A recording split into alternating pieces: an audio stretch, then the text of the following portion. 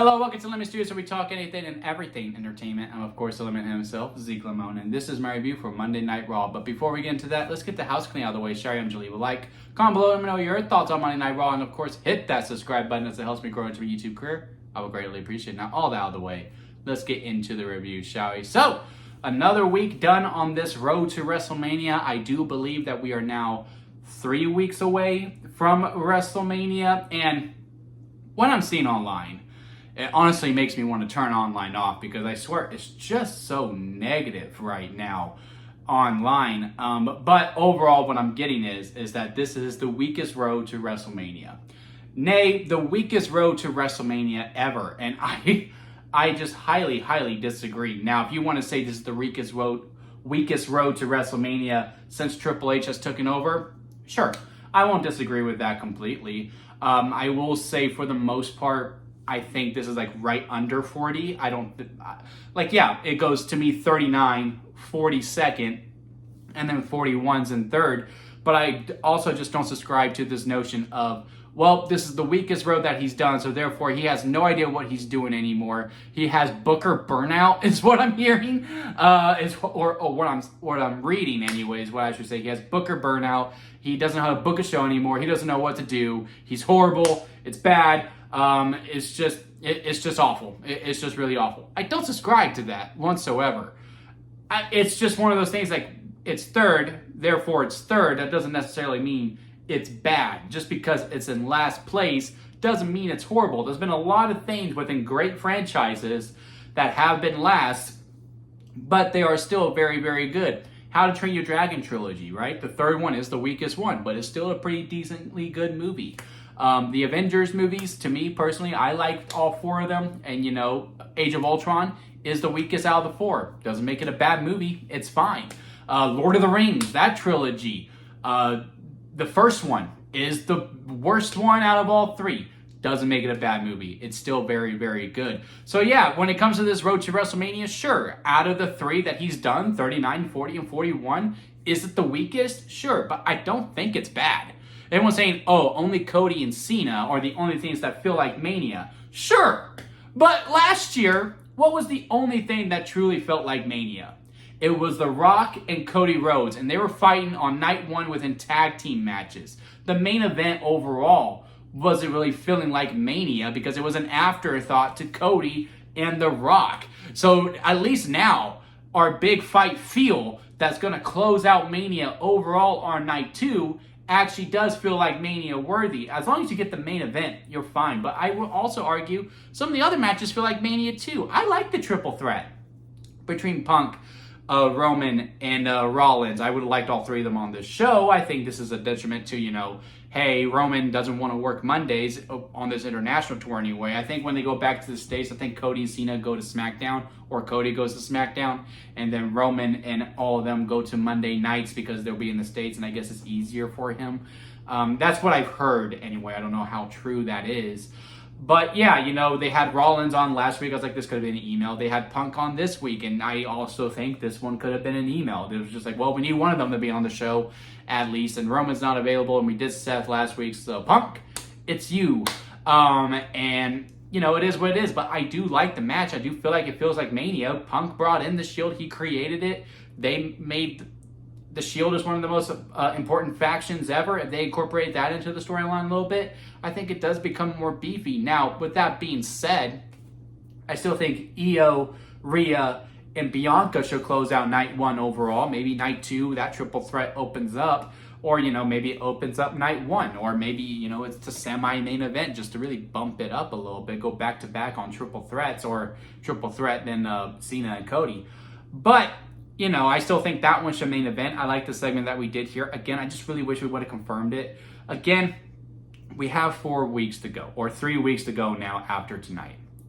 And I just think now we're in a state where we need to announce these matches and we need to lock them in. I think we need to confirm Logan versus AJ Styles. I think AJ probably should have came out and be like, Logan Paul, I'm challenging you to a match at WrestleMania. And then Logan could have done his little Instagram thing that he did. Instead of announcing he's going to be in London next week, just announce the damn match. And they're like, I'll see you in London. I accept your challenge and I'll see you in London for a proper face-to-face. And then, boom, there we go. Because we need to sell tickets. We need to get this going. I really wish the IC title wasn't in the main event spot and would have happened earlier. Then we could have got this scuffle more cleared out. And we could have confirmed this fatal four-way or triple threat number one contenders match. Winner faces Braun Breaker at the show of shows. I do think we're going to get the fatal four-way because, it gets more people on the card. That's the only thing that I really wish I was really yearning for on this show. Like what we're doing with Lyra Valkyria with the women's IC title. Is she going to defend it in a fatal four-way as well with the tag champs not defending their belts? Or is Lyra going to go for the tag team titles belt even though she already has a belt? Again, Lyra and Raquel had a good match. For the most part, all the matches were fine. Don't get me wrong. All the matches were fine. It's like my thoughts on SmackDown. Everything was fine. But yeah, would I like a little bit of oomph to it? Sure. But I also think I'm just programmed now at this time to have that extra oomph to it. Because this time last year, we had the Cody and Rock segment out in the rain where Rock made Cody bleed. One of the greatest segments of all time. But that segment also happened the week the week right before WrestleMania. It wasn't the go-home show, but it very well damn could have been. But yeah, the oven was completely heated, the volume was turned all the way up, and we broke the knob off. We're not there yet. We're still very much in the middle. It's a much longer road to WrestleMania than it has ever been. So part of that is on me. Some of that is on y'all as well. I think we are just programmed to have that within us. It's also on WWE too, don't get me wrong. I'm not trying to, wave the flag of the company by any means. Yeah, sure, they could have done a little bit better in some of these areas where they knew, hey, we're going to have a longer road to WrestleMania. Yeah, we'll also have to adjust 3 hours to SmackDown. We're also trying to figure out this Netflix thing that we're doing on Monday nights. It's an adjustment period all the way around. But to me, overall, the booking has been fine. John Cena's promo, yeah, a lot of people were saying, well, it was a lot of the same old. Sure, but it's still new. I actually really liked it for the most part. A lot of people were hating on it, but because, again, it was copy and paste from last week. Not fully. I like how he's really leaning into it. Yeah, I'm playing the character. Yeah, y'all know what I'm doing.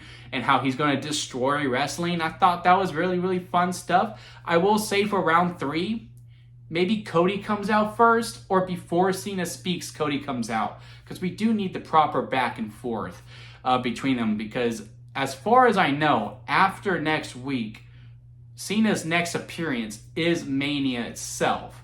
So unless Rock's going to come out and do some promos with Cody, maybe get the explanation as to why Cena sided with him, that would be pretty cool. I don't necessarily need it like some other people do online. But yeah, I do need the proper back and forth between Cena and Cody, especially since I think after Mania, sure, Cena would still be heel up until SummerSlam. I think we're going to start to transition him back to babyface. I think it's going to be about righting the wrongs, because I do have Cody going over Cena for the most part. And then he's going to be righting wrongs by hitting, the greatest hits. He's going to face Orton in St. Louis. He's going to face Punk, maybe at SummerSlam. Maybe Punk's the one to actually turn him back to the good side. Or maybe he's AJ Styles. It'll be one of the people that he used to face that puts him back on it. And then he properly does get the 17th title when he does actually retire in December. I think that'll be a good storybook to end on for the on his career. But yeah, I thought the promo was fine for the most part. I thought they got a nice little back and forth. It was good. I like the fire that Cody Rhodes is showing. Again, he's showing that he is QB1. And I'm liking the new Cena stuff. It's brand new. It's fresh. He feels the freshest that he's ever been in his whole entire career. He really could have just come out and do the greatest hits. I'm glad he's not.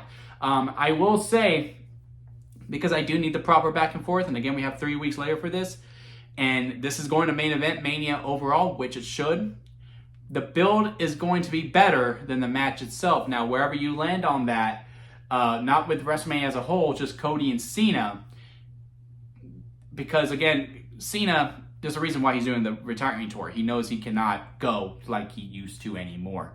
And I just don't think the match is going to be overall that great. I just think it's going to be, unless the crowd does the Mania 18, where, they're really booing Cody and they're cheering Cena, or they're really booing Cena and cheering Cody, or they just pick a side and they just make the utmost noise forever. But they're already going to be on day 3. We have this WrestleMania After Dark bullshit now. Granted, there won't be 60,000 in there, but the fans are going to be tired by Sunday. So I just think the crowd is going to be really spent by the time they get to them. I just don't know how loud they're going to be. And unless they're really, really loud, and was how limited Cena is now, I just don't think the match is going to be that great. So yeah, next week, let's get the proper back and forth between them, because again, Cena might not be back until Mania itself, and we need to get this really heated up more, because again, the build is going to be better than the match itself for the most part. But yeah, overall, again, Mania is fine. I just need more clear direction. I need these matches to start being announced.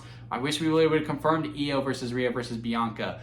Io versus Rhea for the world title with Bianca as a special guest referee. Doesn't really do much for me, because again, I know that's going to be the match. That's going to be a DQ. WWE has legitimately programmed me that I know one episode each, Raw and SmackDown, there's going to be one DQ finish at least. Like this whole time, the whole Raw, no DQ finishes, no non-finishes, no contest, whatever. As soon as we got to the main event, I knew it was like, well, they haven't done it before, so they have to do one at least every show for some reason. And this is going to be it. And sure enough, Dominic did it. That match was announced. I know we're going to do the triple threat. Us as the audience already knows it. I don't know why we're still pretending the characters still don't know it. That's going to be the non-DQ. That's going to be the no contest. Rhea's going to, not Rhea, Bianca's going to blow a gasket and beat up Rhea Ripley. And it's just going to be Io's get the pin, and then Adam Pearce will come, no, that's not what we're going to do. You blew it. So now it's going to be a triple threat, Bianca, since you attacked Rhea Ripley. It's going to be one of those things, even though Rhea was poking the bear all the way through. And as for that storyline, even though I want Bianca's streak to continue, I do think Io needs to win more. But yeah, again, it's just I'm not into this whole prolonging thing anymore. Even though, again, we have 4 weeks left, or 3 weeks left now, I should say. I think these matches need to be concrete and locked in for the most part. And then just continue the build after that with all the matches that are confirmed. And again, we need to sell the tickets. But yeah, again, it was a fine episode of Raw. Nothing too great, nothing too bad. I just really don't like what's being talked about online. Sure, is this the weakest build road to WrestleMania out of the 3?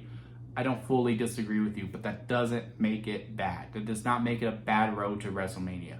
I'm sure when we get to 42 next year, they'll be like, oh, this is worse than 41. At least 41 had this. I'm calling it now. Next year, on the road to 42, people are going to say the road to 41 was so much better than the road to 42. And I am just going to laugh when that happens. But let me know what y'all think about this episode of Raw and the road to WrestleMania overall. Comment below and let me know your thoughts. Leave a like if you made this far within the video. I do greatly appreciate it. And hit that subscribe button as we are covering the road to WrestleMania. May miss the Raw, may miss the SmackDown next week. Not this Friday. We'll still cover this Friday. But I might miss the SmackDown next week and the Raw after that SmackDown, because I will be going on vacation. So I may be missing those 2 episodes. Well, I'll watch the episodes, but I probably won't be able to review them because I'll be out on vacation visiting my sister and my niece over where they are at. But yeah, those are the only things. But besides that, we're covering the whole entire thing here on the channel. So hit that subscribe button as we are trying to grow more into the YouTube culture. And until next time, guys, I'll see you here at Lemon Studios.